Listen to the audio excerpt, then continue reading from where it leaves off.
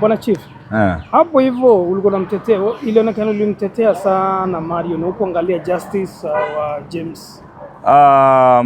Kitu ya kwanza, mimi si magistrate, mimi si hakimu wa kupeana justice, na pia what I did was just my work, and also when she requested that I give her the platform to explain what happened and inform the public, and also we reach out for James to come out and also clear his name.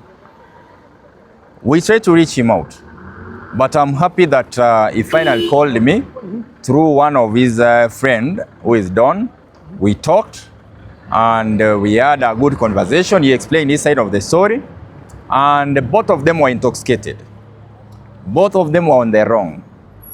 I'm happy that this matter now is being handled at different levels, and I'm happy that Marion has finally gotten someone who is going to take care of her, who is Pastor Kanyari.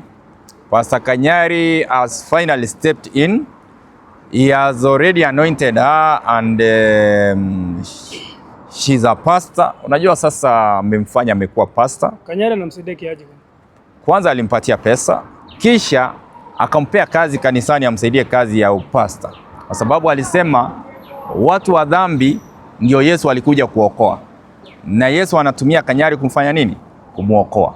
Na pia nimeonelea kwamba binguni huwezi enda binguni ukiwa single, hiyo ni kwa Kanyari. Sasa Kanyari pia naweza muombea kama amemfanya kuwe msaidizi wake kama pasta, na anakuanga na ibada ya pesa. Kuna ile ya juzi ilikuwa ya pesa. Next atuite ibada ya harusi, na ningependelea sana ya nani na nani, Kanyari na Mario. Ibada ya harusi, kwa sababu vile wanaelekea naona hapo mbele kutakuwa na mazuri ambayo itakuwa ni Mario na Kanyari. Na hiyo ni ombi langu, ili wale ambao wananitag, kila mtu anajina akinitag Mario, nataka kuambia sasa tag Kanyari awapatie updates.